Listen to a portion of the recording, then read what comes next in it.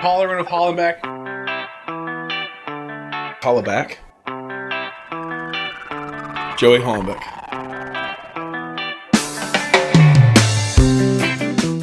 You look good. Thank you. I do not look good. You do look good. Looks like you got a fresh shaved head. I did today. I know. You look good. Cut my head today. Cut my hair today. People say all the time, did you get it half off? Oh, did you go to the barber and get it half off? Because I'm freaking balding, obviously. It's not a good joke. Whoever's saying that, stop saying that. It's not funny. I mean, you're bald, though. I am bald. But yeah, I cut it short. You reminded me of a young Rock when you walked around the corner today when I was standing outside the podcast room. Did you? I thought Vin Diesel, but you thought Rock, huh? Yeah. Wow. All right. Well, maybe it's because you're wearing your son's shirt. I don't know. So, hey, heads up, everyone. This is another episode of Hollerin with Hollenbeck. We got Joey Hollenbeck on the mic. How you guys doing? And we've got me, Travis Kenny from Full Buddy Cast.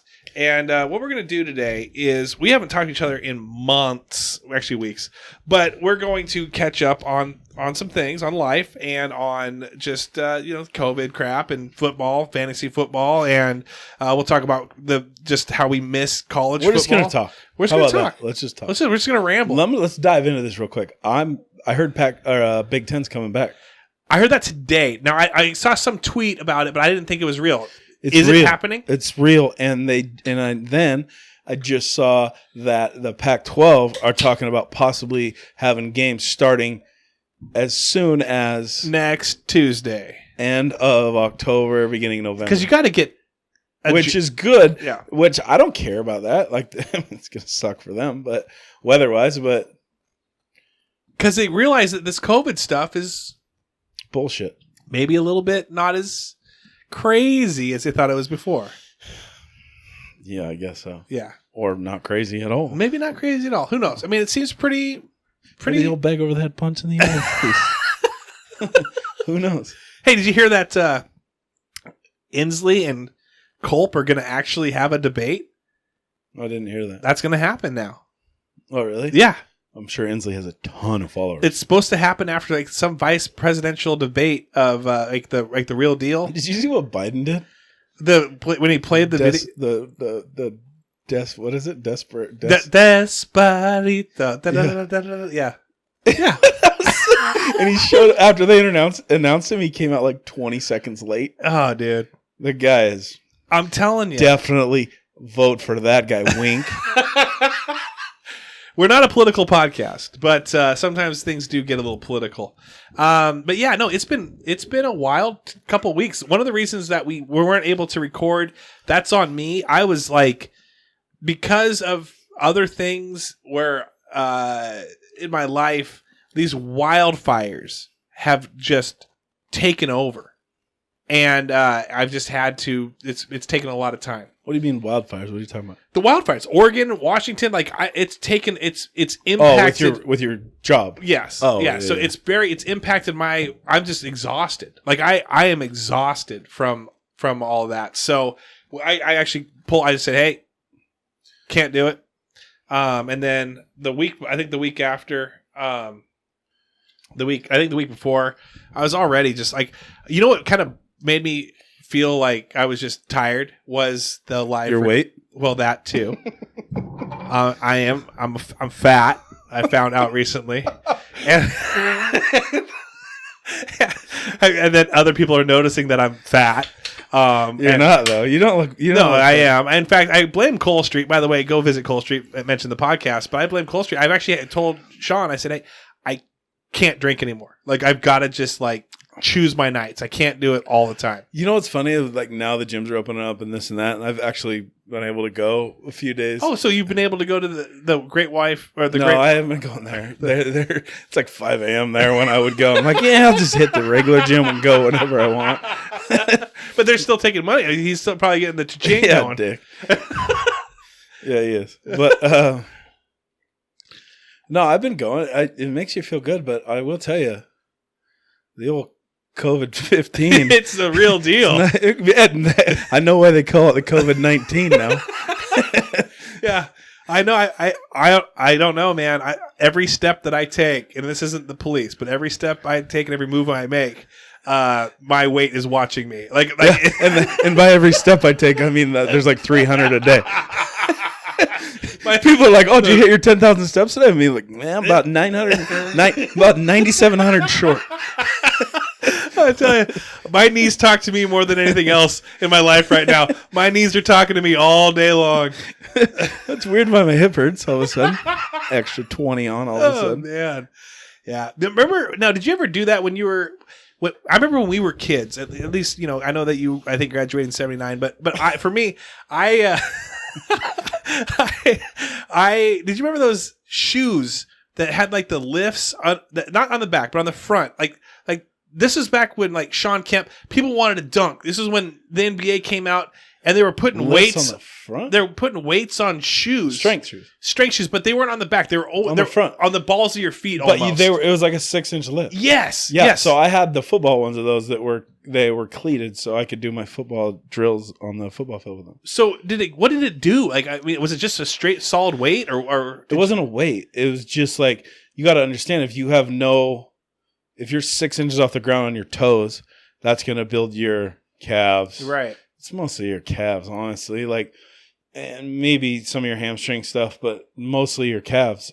I mean, because you're on your tippy toes the whole time, like doing workouts and doing different things with them. So that's all that was, and it was a straight gimmick. But it was a gimmick. The shit out of them. Now, did anyone else use it, or just like that you saw on the field? Was it just you? Was no, it a couple guys? I did. I was just always trying to get the edge. Right. That was the thing. You're like, oh, I'm going to use this. I'm going to use this now. I saw these and I was like, and that's before internet and all that shit. It was East Bay. I remember seeing an East Bay. Yeah, I love the East Bay magazine. I gotta have these. Like, I'm gonna be. Hey, I'm trying to get to the league. I need these. Right. Just huge calves. Nothing else. Just the biggest calves you've ever seen in your life. Yeah. Now with East Bay, did you get the East Bay magazines? Of course I did. I just ordered my daughter some shoes from East Bay for her birthday a couple days ago. Some Air Force Ones. Really? A couple weeks ago. Nice. Did you throw in another order for me? You really seem to be an Air Force One guy. My Air Force Ones. But yeah, I got her the Nelly soundtrack too. Is she walking around with a Band-Aid underneath her eye and everything too? Yeah. She calls herself Left Side now. Dude, I tell you, that East Bay magazine. R.I.P. Left Eye. Rip. I loved this is how it grew up. Okay. When you were a kid, when you got the Sears catalog, the Christmas, like big old thick. Whoa. Not to cut you off.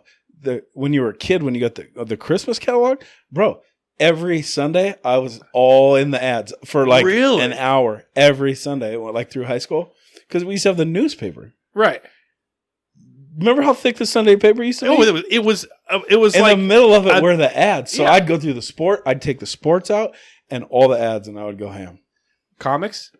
No, but you know what's funny? Wait, you weren't a comics guy? No, I never did comics. But you know who did comics? Yeah.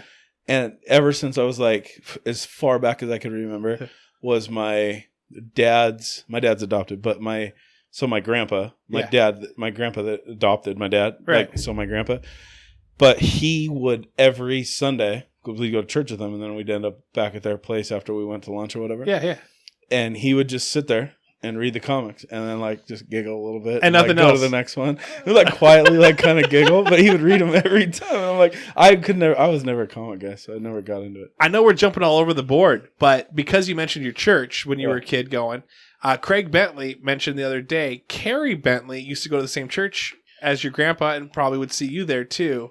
And so she anytime you've talked about this in the past. Mm-hmm. It was by Mazatlan, right? It was like right across the street from Mazatlan. Right. And so she when now I think it's like Grace or whatever, like Grace Community or something like that. Yeah. So when she's lit, because she listens to the pod too. In fact, shout out to Craig. He will make her listen. Like he'll because they work from home, and he'll be like, okay, I'm listening, and he'll just throw it on his phone and put it on, so she has to hear it. My man. There you go. Nice work. And so, but when she heard that, she's like, oh, I remember that. I went to the same church, so she gets thrilled when she hears about it. So that's a big deal for her. So yeah, so we used to go there, and then afterwards we'd go hit up back to the house, and my little chubby ass would drive around on like a Honda 50, like they had a circle driveway that was. Just went around and around and around for like hours. At your house? At their house? Yeah. My grandpa was like a whiz when it came to like mechanical stuff. So I'd be like, this thing's not working. He'd come out and like compression start it. And he's like, give it hell. Like, holding the throttle, just me, just my fat cheeks like, flapping in the wind, like ripping around the driveway for hours, dude. But yeah, so he would be the comics guy. You'd be the sports guy. This is as I got older. In high school, I would do that. Now, when did you see your first? Were you ever featured in like the King County Journal or the Seattle PI or Seattle Times or anything like that in high school? Do you remember seeing a picture of you here or there? Yeah, a time or two. Did you seriously, dead serious? Like, do you remember? Yeah. Did you know that you would be like? Were you just like perusing through, or would you grab it to go look to see? Do they have a picture of our team? Do they have a picture of me? Like, did you ever go there to kind of look for it? I think that, that was kind of the... That was kind of, I guess, like the only pub you'd get, like, back then, you know. So I would always read the sports page, whatever, but there was certain different times where I would have, like, actually, like, hey, we're coming to do a full article on you. We're going to interview you and take pictures of you and do this and that and like whatever. But yeah, of course, like when you're in high school, sophomore or junior or even the senior year or whatever, you know, you would just like, even if it was just like, okay, the stats, Hollenbeck had 3 tackles or 10 tackles or whatever that looked like. More like 3, but yeah, okay. Yeah, like 1.5. That's what you tripped and landed on someone by accident. Yeah. I accidentally fell on that guy. Wait, they gave it to me? They gave that one to me. Yeah. But, I mean, just different things like that. So, of course, you'd look. I mean, it was your... I don't know. What do we have? The Courier Herald or the Seattle Yeah, the Times? Courier Herald. I'm sure. You had, like, the King County Journal. Yeah, and, like, right. all that stuff, I used to sell the King County Journal. So, as my, I guess... play got better, like my mom would get us I'd get all the papers, and she was just had scissors ready, just like cutting stuff out and like doing whatever. So I actually just went through a bunch of stuff not long ago. Like you were going through like old clips and pictures and this and that. No, just like going through some different bins of some things, and I have a bin that's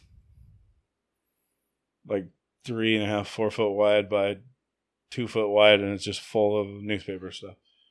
Lots of stuff. Lots to go through. Were you on the cover ever that you can remember? Yeah. Besides Playgirl. Which month are you talking about? Yeah, I was.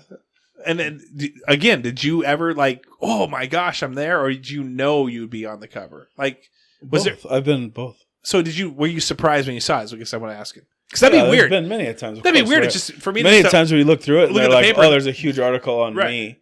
You know, or maybe somebody would come up to me after a football game and ask me like 5 minutes worth of questions. And then I had no idea there was going to be a full spread on me or like an article, you know. I just didn't know. But that's one thing that's like, I guess it's anybody like our age that has been in like a newspaper, which our kids won't ever be in. I mean, maybe like, an online profile. Maybe, but like, but to like actually like look at a newspaper and like have like the live photos or I guess the sports writer commentary and their opinion and the opinions of other people with your quotes mixed in there and like how they write it is like totally different than what you're seeing.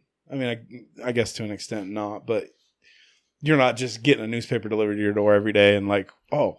Yeah. Or the Courier Herald, what was it, like every Tuesday or something or whatever that looked like? So can I share a quick thing about the Courier Herald? Please do. So when I applied to be an opinion article, I realized now looking back on the interview that I had to go through, sat down with this COVID mask on. They said, what do you like about the newspaper? I said, it makes a great fire starter. And I swear to goodness, I said that. You're an idiot. And I think that's probably at that point when he just said, okay, we're not going to have this guy anymore. Yeah, but if you think about it, like... It's a great... If you think about, like, people that actually are, like, newspaper columnists or people that write for newspapers or, like, however that looks, you, like... Obviously, you have some good ones, you have some bad ones, right? But So I probably shouldn't have said that. No, I agree. It's just a kick in the dick to the guy. Him, Yeah. okay, you're fired. Yeah. You're not even hired, I'm fired. But you know what I'm saying? Like the way that they intertwine the different things, like, okay, so your quote here was, I'm going to use that up here, and then I'm going to give my spiel, and then I'm going to drop in somebody else's quote. Right. Just the way they like mastermind it together. Yeah. Right? I mean, yeah. Masterminds. That's where you didn't fit in. No, because I'm not a mastermind. I wish I was a mastermind. I'm not a mastermind. I'm fat, though. And some people may consider me a fat mastermind. I don't.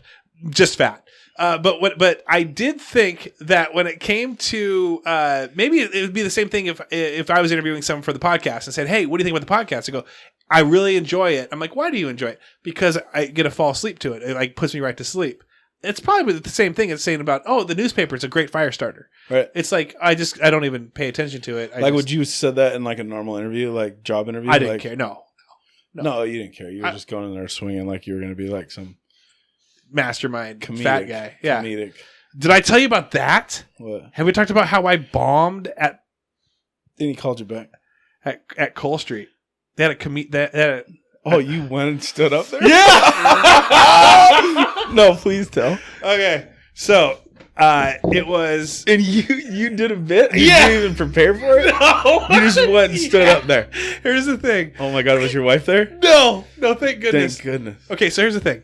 I was, they were going to do this this event. It was like a brewery event where they kept it everything was COVID. Like couldn't bring everybody in. Right, you had to have just a certain amount of people could be a part of this thing.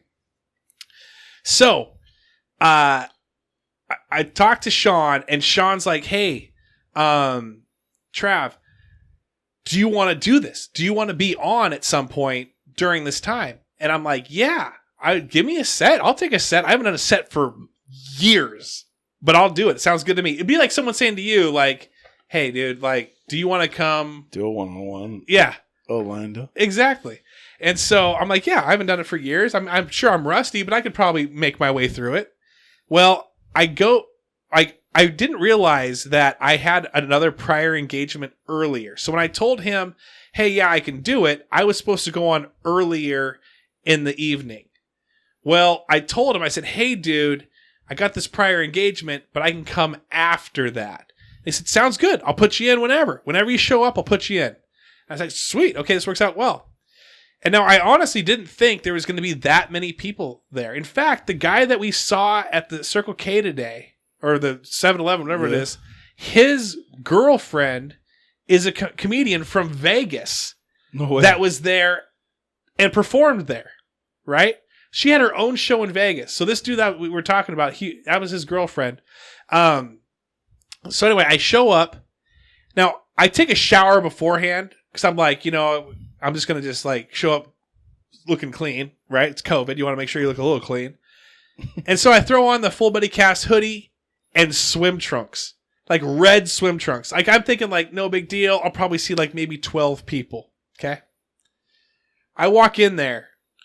Place is at the max that you can be for COVID. Like they're at that, whatever it is, that whatever percentage it is, tons of people there. Not tons, more than I thought that would be there. So much so that it was packed. Okay. Yeah. For how they could be. So I go and I sit down, I check in. They're like, okay, you're going to go on after this guy. No clue this guy was the headliner. This guy was the last guy. The headliner was the last guy? Of course. No, not the headliner. Sorry. Who's the one that's... He's like the main He's show, the main event. Act. Yeah. So they're like, you're going to go after... Sorry, I messed that up. Okay, hold on. I'm going to let you finish this because I got to tell you a story. I feel like you're not engaged. I'm listening. I'm so engaged. I'm ready. Just finish that off. I'm going to hold your phone. Done. Let's go. Okay. So anyway, I like show up to this place and I'm like already like, okay, I walk in. I'm like, okay, uh-oh. And they're like, okay, you're going to go on after this guy. And I'm like, okay. And you weren't prepared at all. You're just going to do an old Just going to, off the cuff. Just off the cuff. I didn't even have notes. I actually popped my phone open and started like remembering funny stories. Did you start getting nervous because you were listening to the headline, like the main dude? Yes, I got nervous. That would be like them saying, hey, crowd. In fact, the crowd didn't even know that I was going to perform. So I show up. It looks like I just showed up late. And I'm sitting down in the middle of this place. And this guy's doing. Now I remember this guy from the Tacoma Comedy Club. He would do open mic night with me. Hold up. So they had some heavy hitters come in. They had some heavy hitters. They always have heavy hitters. So they had a heavy hitter. He comes in. Well, if you're gonna stand on stage, you got to know your shit, dude, a little bit. Right? I thought I was gonna go on earlier. I didn't know what to expect. I honestly thought there's like maybe 6 people. I pictured like just not that many people. Yeah. It was like a Wednesday or Thursday or something like that. So people want to laugh and get out of the house. They want to get out of the house. That's the thing. I didn't realize that. So I go to this. I go up. And then like the main person or the hostess, the girl from Vegas. She goes up. All right, that was very funny. And the guy killed it. The guy absolutely murdered. He was great. Did a hilarious job. And he's like, okay, so we've got one late arrival. And so everyone now, it's like saying, okay, you guys, I know you guys are here for Eminem, but he's done. We got another local white rapper here. E Dread's here, like we got we got someone out here, and it's like, okay, we'll hang out, but you could tell people it was like getting the pamphlet at church, and you're kind of okay. We've gone through the 4th song, and we've got the sermon now. I think there's communion. Like, they're gonna drop another song on us. We're out. Exactly. Yeah. These people were already ready to be like, okay, I'm done. Yeah. And so no, whoops, sorry. Hey, just a second. We got more announcements. Here comes me going up there, and I realize that one of the first things I need to do is prepare. Well, that's the. But I had to tell these people. I had to say, like, I basically, if you're in my mind, I got to make a connection very fast with this group, and so they were laughing at that dude that was doing open mic night. So you got to come in hot to keep the laughter going. Well, I got to at least show that I'm cool with the dude, which ruined it. But what I did was I said, dude, I remember 7 years ago doing open mic night with this guy. This guy is hilarious. He was good back then. He had this great bit. I said, did you share this tonight? And he's like, no, I didn't share it. I said, the bit that you did about this, and I started explaining. He goes, no. And I said, come on up and tell it. So he comes up, and I hand him the mic. Stole the show from you, dude? No, I'm cool with that though, because at this time I'm trying to make that connection. I'm trying to make that connection with people. I'm trying to make that connection. Okay, let's go. All right, and so I'm like, all right. He tells the joke, but again, this is 7 years ago, and he's got obviously better things now. Yeah, wasn't funny. It got a little laughter, but I'm like, and I took the mic back. But he knew what you were talking about. Oh, he knew exactly what I was talking about. Because a lot of these open mic night guys. Yeah, but you just gave the floor to him and took away your thunder. I was cool with that. I was trying to show that I no, but now you got to fill that. It was either going to be a hit and you were going to be like, okay, boom, boom. And then you were going to go hit it. Or you were just going to, or if he flopped like he did, then you got to pick up the pieces. Yes. Okay. So he did okay. He got some laughters because he set that base. Right afterwards, thanks for coming out. Yeah. No. So I go up there and I start just like, I've already got my notes. I already know what's funny. I already know stories that I've told in the past that are funny. In fact, the podcast probably helps with kind of keeping me somewhat engaged in preparing and this and that. You mean like me and Mike Martinez and stuff like that? Yeah. Okay. Funny guys like you guys. And then I just kind of just gel off you. You guys are the boats with the humor, and I'm the skidoo behind just doing wave runners. So anyway, I but in the front row, the front right, right in front of me is this cow. I don't know if it's a cowboy. He's probably 60. Hey, go easy. He looks like that. He looks like he wrestled. It was in a rodeo earlier that night. Tread lightly. He wrestled somebody. This is the type of a shirt that he had on. Not cut off sleeves. That's where shoulders showing a little bit. Yes. But it wasn't like he cut it off himself. It was made that way. It was that cowboy shirt that just shows the guns. In fact, it has a little almost like a shoestring to kind of tie up the top. And this got that at the Western Supply for half off. And he's got the big belt buckle. Oh, dude, he's about ready to put the boots to you. If you're this dude does not show any emotion at all. And you're watching him the whole time. And I'm just focused. Did you call him out? I'm like, yes. You did? Please go on. Tell us the bit. What did you say to him? Hey, cool shoestring in the front of your shirt. No, I didn't bash him, but I didn't bust his balls or anything. I just said, I was talking to him like this. You mean his belt buckle? Yeah, his belt buckle. I look at him, I go, dude, I'm not stopping this entire. I will go till midnight until I get this guy to at least crack a smile. Like, I gotta get this guy to crack a smile. When I called on him and I said that, he cracked a smile. He laughed at that point because he realized that he was putting off this like hard vibe that was, and then he relaxed. The girl next to him was like some like probably 20-something-year-old. Didn't touch her burger. She's got her burger there. I'm like, so you're gonna eat that burger? Or are you just gonna? So you're feeding off the crowd. Stop feeding off the crowd. Just doing your bit. Just doing my bit. No, you gotta do your bit. At that point, it like eased the crowd. Crowd then started becoming more responsive because they could realize that I was being interactive, and then I started hitting with my stuff. But this is what Sean said. Did you tell the Black Diamond joke in the?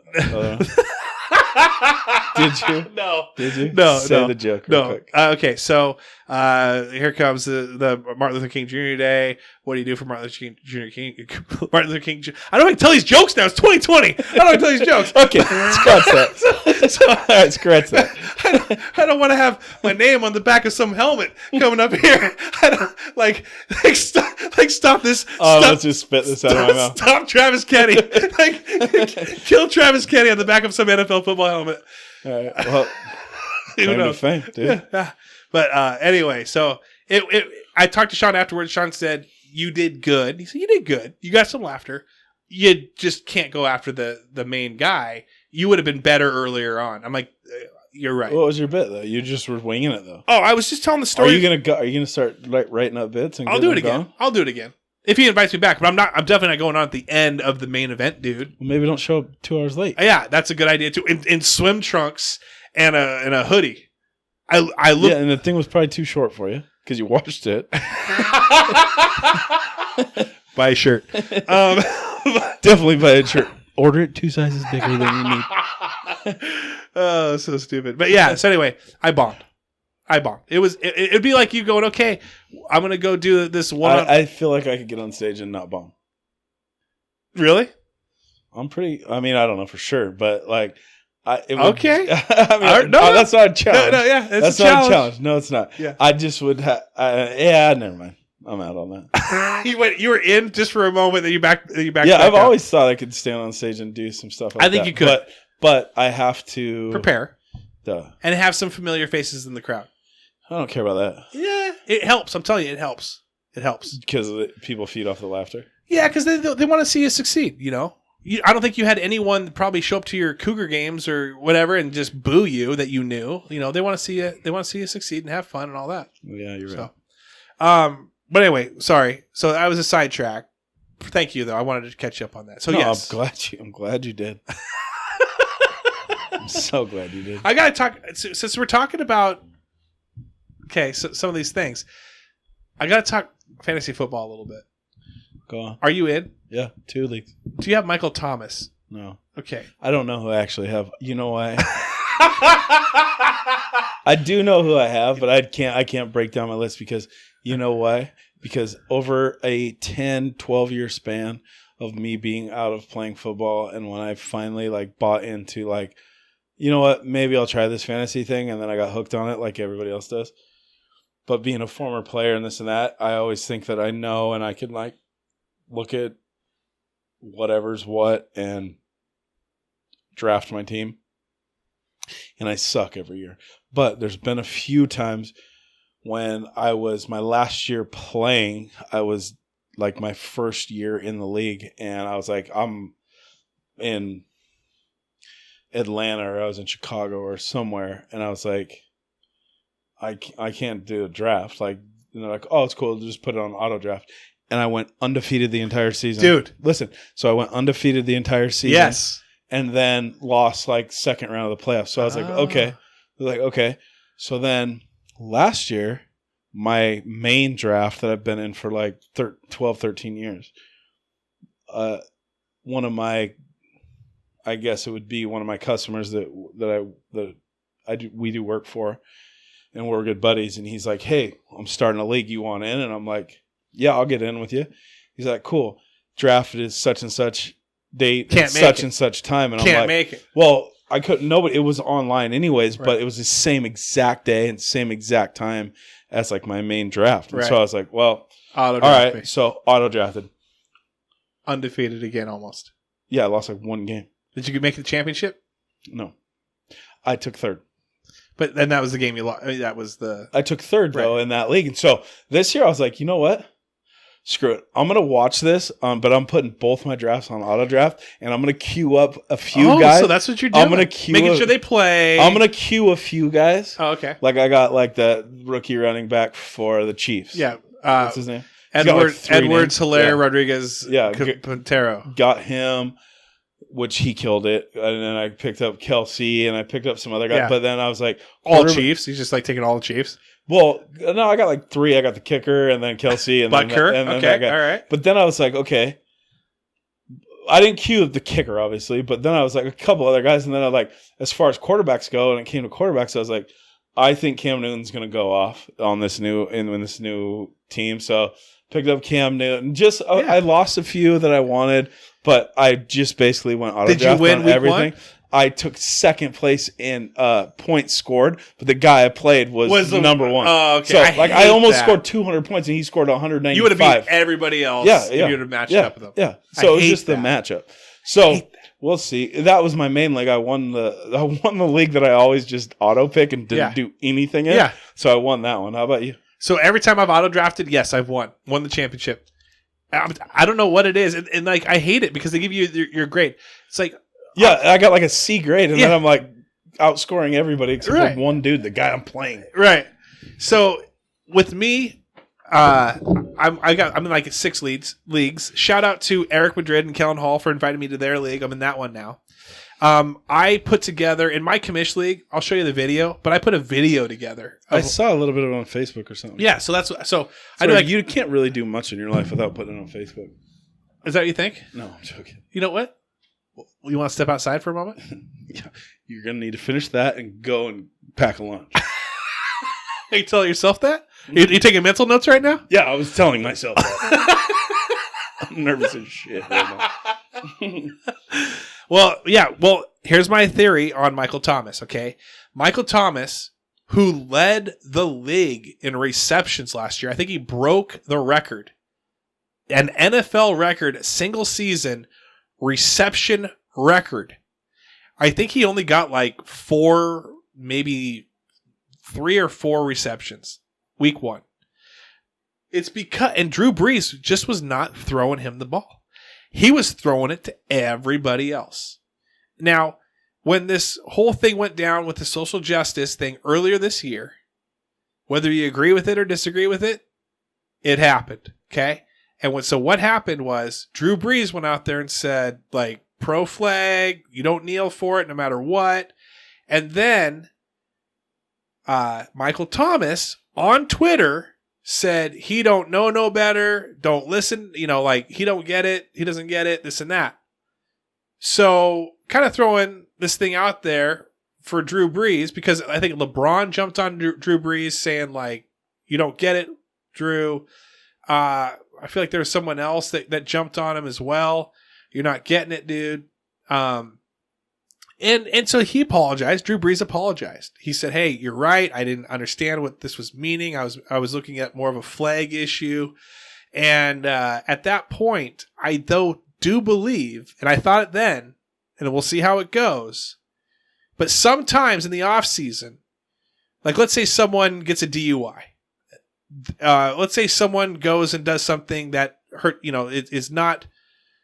it's detrimental to the team. Maybe they did something. They'll get benched. And I think Drew Brees mentally benched Michael Thomas for blowing him up, in the sense, calling him out, I should say, in the Twitter world.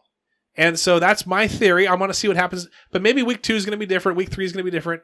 But I knew as soon as that happened, I'm like, is Drew going to throw to this dude again? And like he did before. And so, anyway, that was my thought, and he really didn't. So, I don't know. That's my thought on it. I don't know. You know what? I watched a... Well, no. Before that, I want to ask you this, though. Okay? If someone in the locker room... Have you seen quarterbacks? Have you seen defensive ends? Have you seen anyone feel like they've got slighted by a teammate, maybe in the newspaper? You know what's funny is I was literally at the gym today or yesterday thinking about this, and they were showing like football highlights, and Excuse me. And what? Sorry, I had an air bubble. And everything else, and it's like, what's funny to me? And I was NBA highlights, and what they were doing is like, how the NBA has they have whatever they have on the back of their jerseys now, right? But they're playing with white guys and they're playing with black guys and vice versa, and like however that plays itself out. And it's funny to me that like I've been in so many locker rooms. And been Are you dying? Can I? Do you need some mouth to mouth? No, I went down the wrong tube. And been around so many different ethnicities. Right. Like, you think about this and like you go through this stuff. And the funny thing to me is like when we're all out there working towards like a common goal and we're battling together, and the guy next to me that could be black, white, red, or purple. Like, I don't give a shit what color you are, dude. I got your back, and I know you got my back. And it's like, same thing with, like, war, and same thing with, like, battle, or same thing with, like, anything that, like, you're working towards a common goal towards. Like, there's not...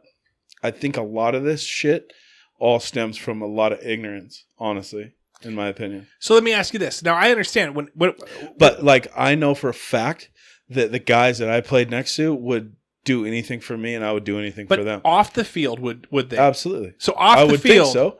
Unless the peer pressure and the bullshit and everything else is going to step in between that. But anything I've ever seen around, anything I've been around, granted we weren't in the middle of a freaking Black Lives Matter and riots and this racial tension and like all these different things while I was doing that. Right. But at the same time, like, has it ever really left? You know what I'm saying? It hasn't been as heated as it is now, and it hasn't been as crazy it is now. But at the end of the day,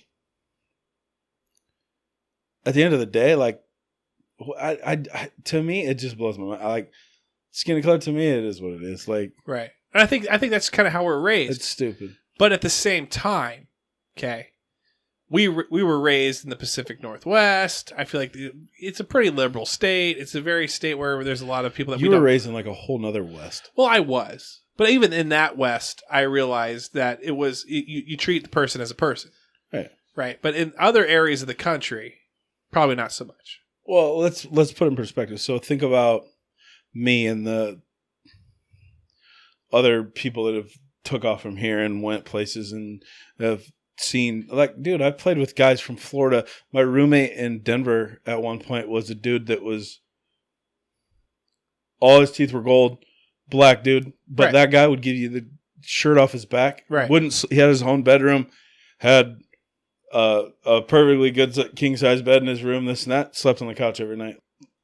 You take people for who they are. Like, he would come to Enumclaw and lose his shit. I would probably go to his neck of the woods and lose my shit. You know what I mean? Right. But at the same time, we're working towards a common goal and we got each other's back. Right. And I think that after you do that for so long that you gain a mutual respect for each other to the point to where it's like all the other outside bullshit doesn't matter. So if I went with him to Florida or he came to me with me here or wherever, like, we got each other's back regardless. You know what I mean? Right. I mean, that's my mentality. I don't know. I haven't been in deep situations to where it was like came down to the wire where like what side you're going to be on. Right. Necessarily.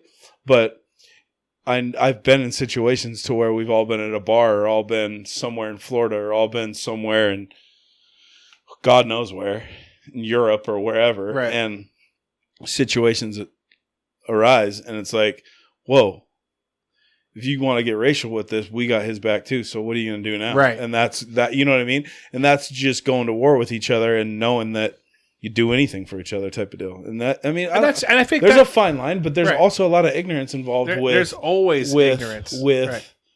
the whole like black, white, red, brown, purple bullshit that is like, doesn't matter. We all bleed the same, right? So it's like, what? Right. I think I don't know. We're treading on a fine line right now. We're fine lining it, and again, we're not a political podcast. We are a sports podcast, though. I feel like we're very sports. I feel like we're more of a sexy podcast. But one thing I did want to ask, though, are there grudges? We're not talking about race right now. We're talking about grudges.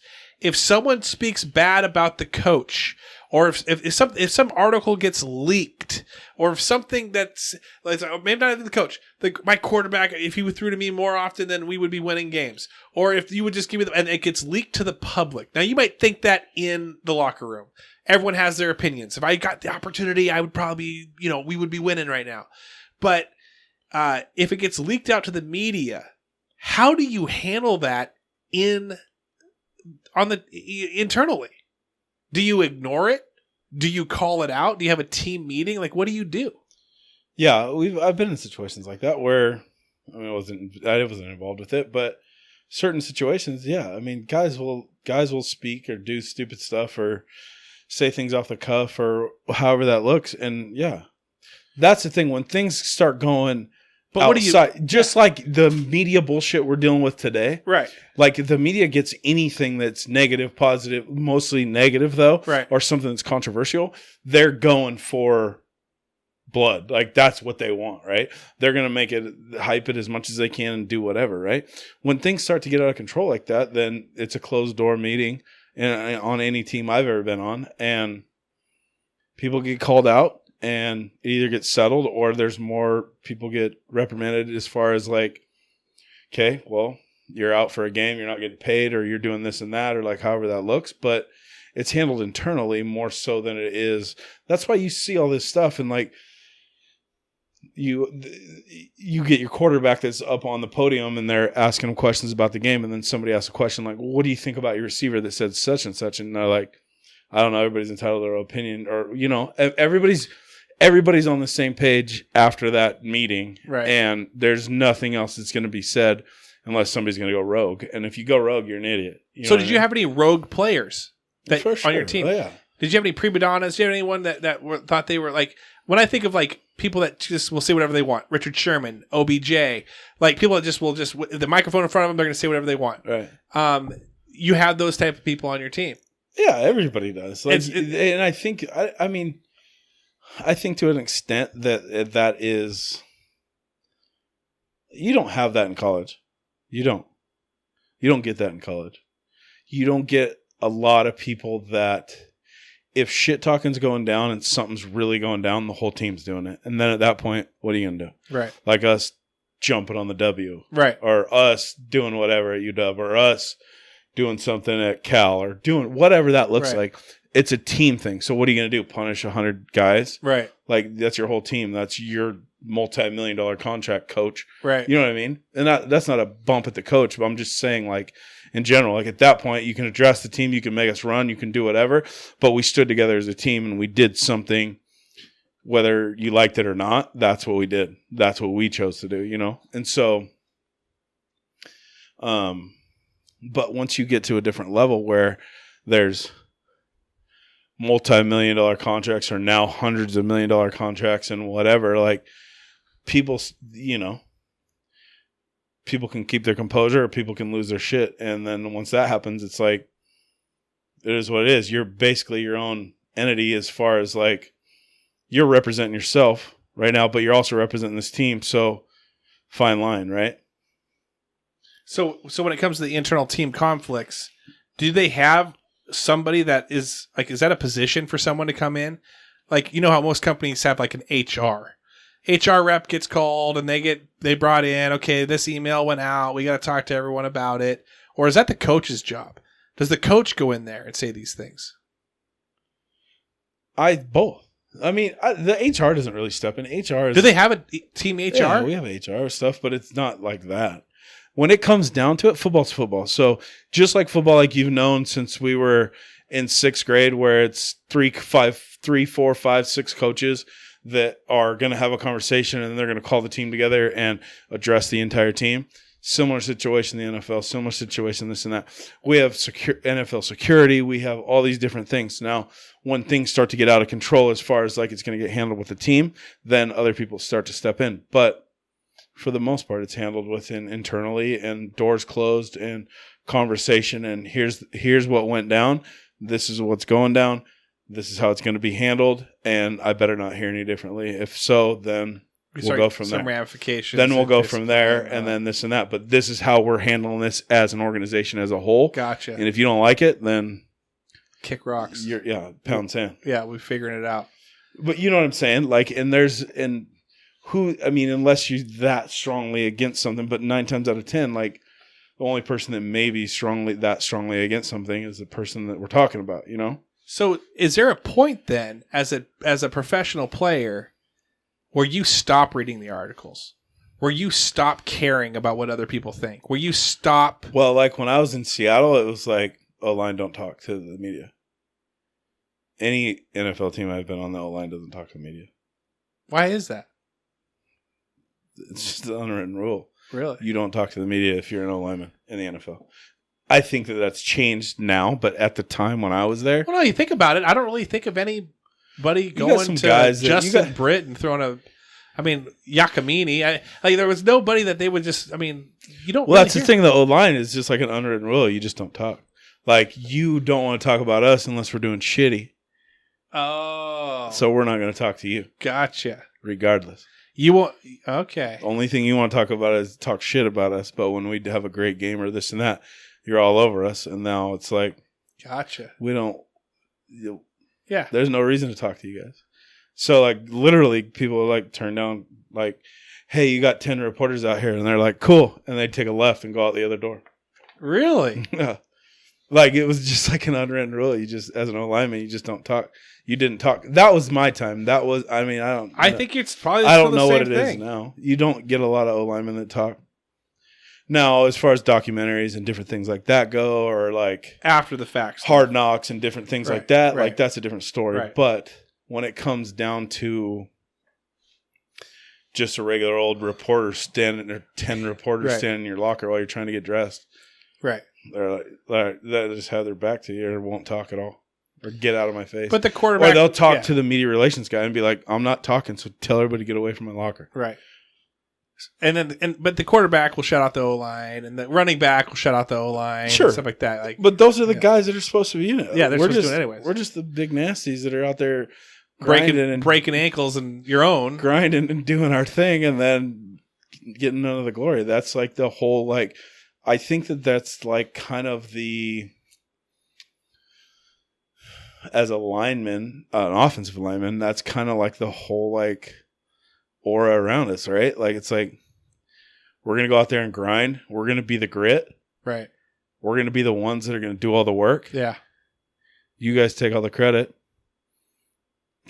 Come Christmas time, we better have some good shit in front of our locker. But other than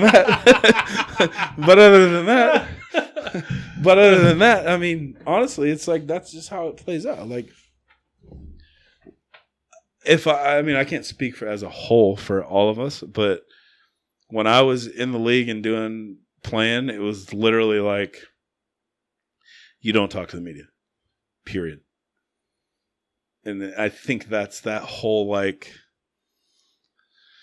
However you want to call it, aura, or like that whole like mentality of you don't want to give us credit any other time of the year except for when you talk shit about us. But when we kill it and the team, we do whatever and make people look like superstars. That's why you see quarterbacks and you see running backs and you see wide receivers and skill position guys really give love to the O-line because you never see O-linemen talk. Right. When was the last time you see O-linemen talk? No, like few and far between, bro. Even the personalities. I mean, few and far between. Like even the personalities. I wouldn't even say that you didn't have any. They're the trenchmen. Like they're there. We're here to dig a trench. Yeah, but you know what's funny is the O-line are the guys with all the personality. You know what? That's interesting that you say that because I was thinking, who's the guy on Bussin' with the Boys? Taylor Lewan. Yeah, he got injured week 1. He's back. He's fine. He's back now? Okay, yeah. But that's the thing. Like, that's the problem. The guys with the O-linemen and the linemen guys that don't get all the love, those are the guys that are making everybody laugh. Those are the guys that are pulling the team together. Those are the guys that are jokesters. Those are the guys that are buddies with whatever. Like, you know what I mean? And so it's like fine line-ish, like as far as like, knowing really what an O-lineman is. Really? Yeah. What's the O-line coach like? Usually a dick, but real jokey. Like a sarcastic, like. Oh, but a prick too. Yeah, that's what I'm saying. Like a. Yeah, like me. Okay, I got you. No. I feel it. Okay. No. Usually every O-line I've been on the NFL, they've been like old school cats and have been in the league for a very long time. Just cigars hanging out of their mouth. They're one dude 350 pounds, 400 pounds. Have had the guy that had been in the league for 60 years and like literally was on his deathbed and would chew like because so we have these bins extra, or I mean I can't quote it now, but like when I was there it was like we would have like bins, big bins, like probably like a foot long bin, right? Foot long bin that's maybe like 4 or 5 inches wide, and you just open the bin and you could grab 300 pieces of gum if you could grab it out there, like a stick of extra, and it would be like the bubblegum flavor, it'd be the mint flavor, it'd be the spearmint flavor, it'd be the green one, it would be like all the different flavors that they had, right? And so like when I was in St. Louis, like this one dude like must have been a chain smoker, but he was an O-lineman coach, and he would like, I bet you every single day, I bet you he went through 70 pieces of gum. Or 70 to 100 pieces of gum. So he was a Pete Carroll, just chomp, chomp, chomp, chomp, chomp. Well, that's the thing. Everything's ready available. And back in the day when I was in there, like in Buffalo and this and that, they would have like chew vendors come in, and you'd have logs of chew, and you'd have bubble gum, and you'd have just all this sitting stuff. there, free. Everything. We ever stuffing it? Grab what you want. We ever stuffing it in your pads at all, just for later? No, grab what you want. You didn't have to use it like a buffet. That's what I'm saying. Like take it home though. At the equipment room window, you didn't have to do anything. It's amazing. I mean, it's cool to even go to work at a company that's like, here, we got free coffee. Like, you get free coffee here? Oh my God, you guys have a Keurig? It's amazing. We're living the luxurious life right I'm going in an hour and a half early so I can get my cup brewed. Or two. Well, dude, it was great catching up. We're going to record another one, obviously. But everyone, thanks for listening to another episode of Hollerin with Hollenbeck. We learned a lot today. You know, we learned about this Sunday newspaper, reading the old Sunday newspaper, bombing on stage, fantasy football, internal team conflict, and then O-lines and the personalities, coaches, all that. I love learning this stuff. Hey, I got more to give you, bud. I'm here. I'm listening. I got more to give. Yeah, I mean, I'm fat. I'll eat it up. So I appreciate it. Appreciate you guys listening. Have a great day. Go Cougs if we ever play again.